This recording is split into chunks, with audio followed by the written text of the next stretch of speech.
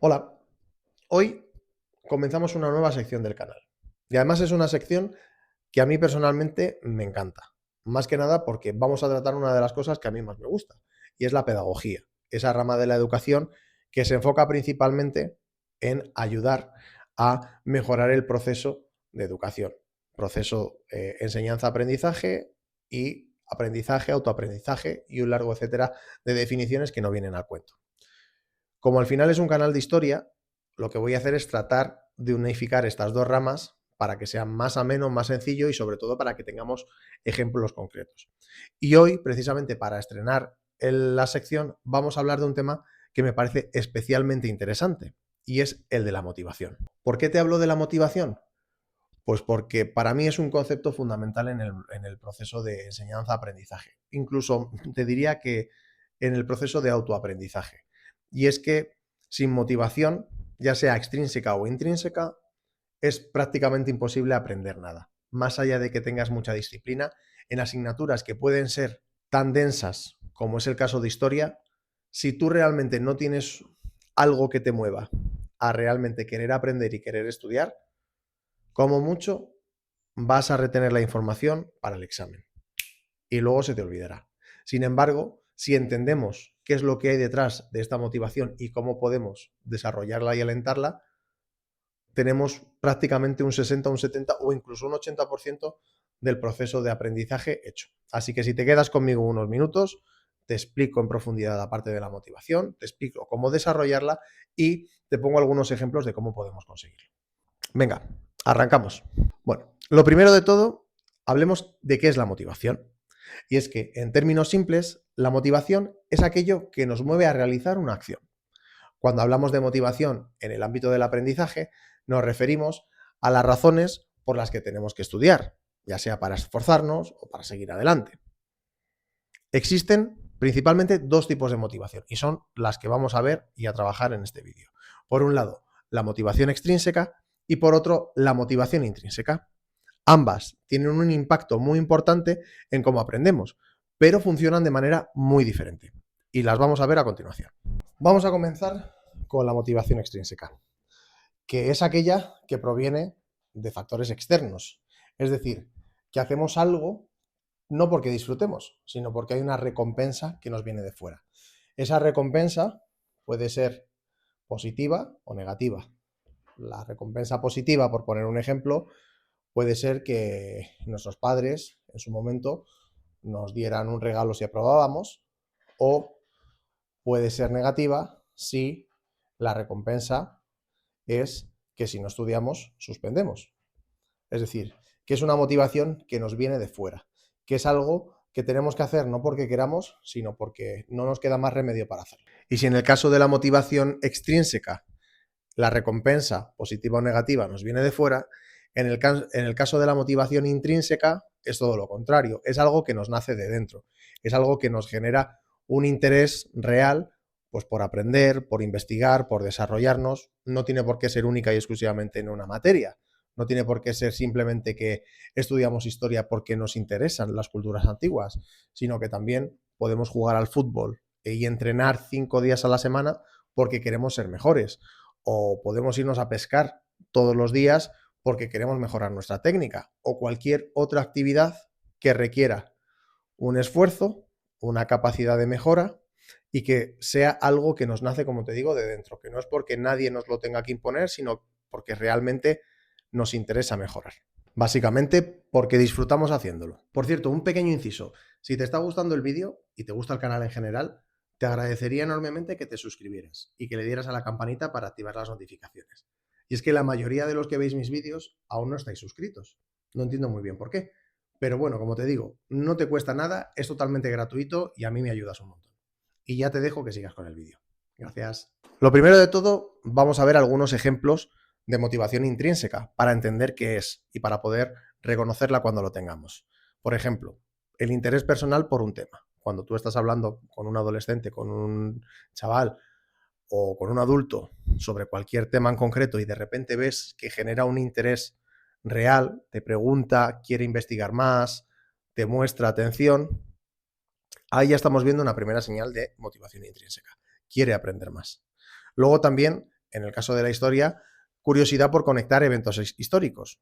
Por poner un ejemplo, supongamos que te preguntas cómo la Revolución Francesa influyó en las democracias modernas, en las democracias actuales.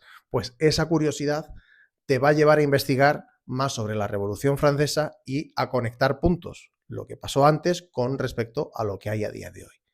Y luego también una tercera vía es la reflexión sobre la historia personal, volviendo siempre, como te decía, al ámbito de la historia.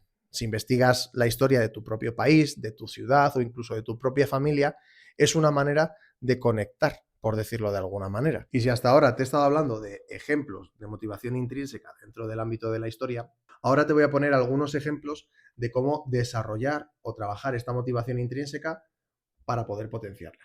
¿Vale? Yo siempre me voy a referir o voy a hablar en el ámbito de alumnos, pero esto lo puedes utilizar en tu ámbito personal, lo puedes utilizar con tus hijos, lo puedes utilizar con tus hermanos, primos, mayores, menores, pero bueno, como te digo, yo voy a utilizar siempre esa terminología, ¿vale? Lo primero es encontrar temas que interesen a esa persona, a ese alumno o a ese grupo de alumnos. ¿Cómo? Pues al final la historia es enorme, son muchísimos años, te diría 2000, pero no, son muchísimos más, porque también tenemos toda la parte de la prehistoria, de cómo se formó la Tierra, etcétera, etcétera, etcétera. Lo que podemos hacer es encontrar el ámbito histórico que más te guste.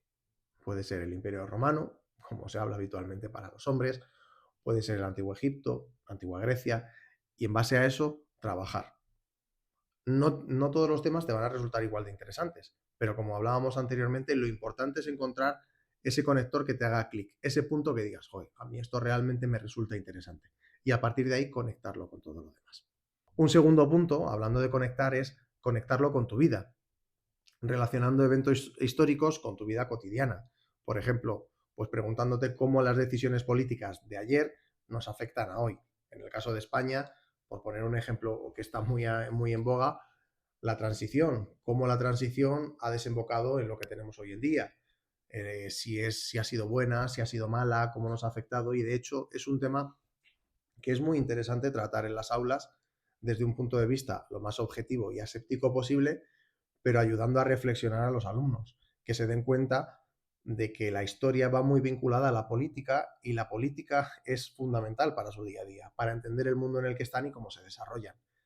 Vamos, que la historia no solamente es analizar o memorizar datos, no es saber que en 1789 se desarrolló la Revolución Francesa o cuando empezó la antigua Edad Media o cuando cayó el Imperio Romano ni nada de eso.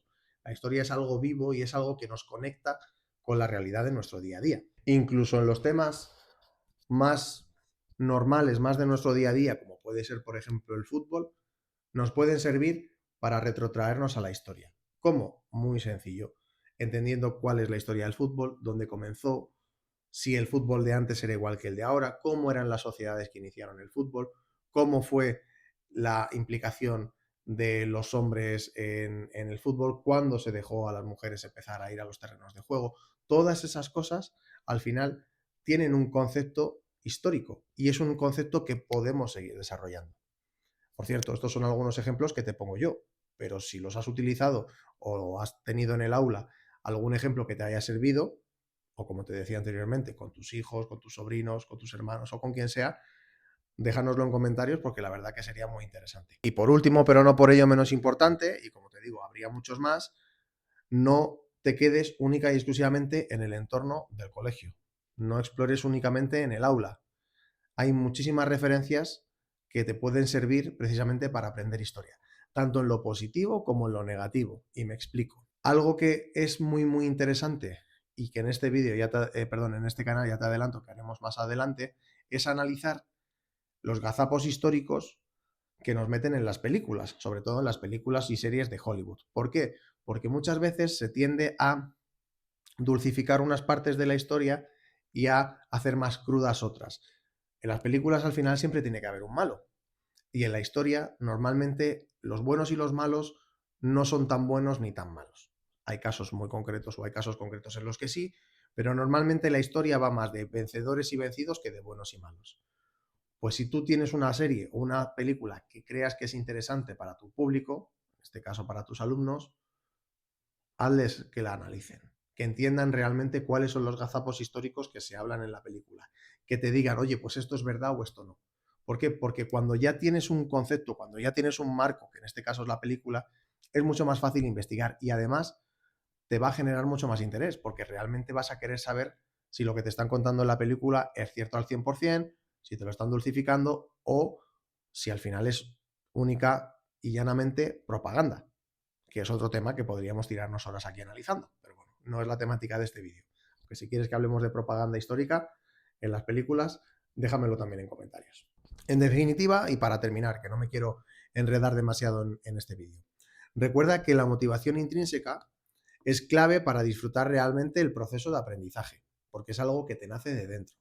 Y en el caso de la historia, te va a permitir ir más allá de fechas y de nombres, conectar profundamente el contenido con la realidad de tu día a día. Y entender que la historia, como te decía, no es simplemente entender que tal guerra se produjo en tal fecha entre un bando y otro, el bando X estaba dirigido por A y el bando Y estaba dirigido por Z.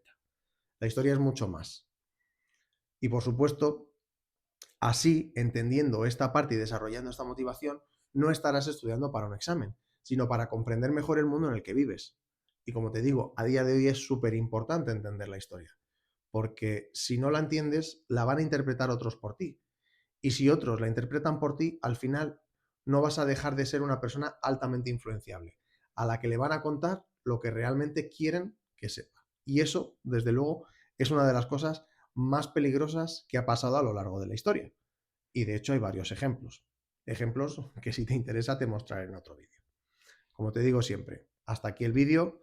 Muchas gracias por tu atención. Si te ha gustado, te agradecería mucho que dejaras un like, una recomendación, un comentario, porque eso me ayuda a que el algoritmo de YouTube entienda que este vídeo está muy bien y lo posicione en los primeros lugares del ámbito, en este caso, de la educación. Así que sin más, como te digo, muchas gracias, un abrazo y nos vemos en el próximo vídeo. Adiós.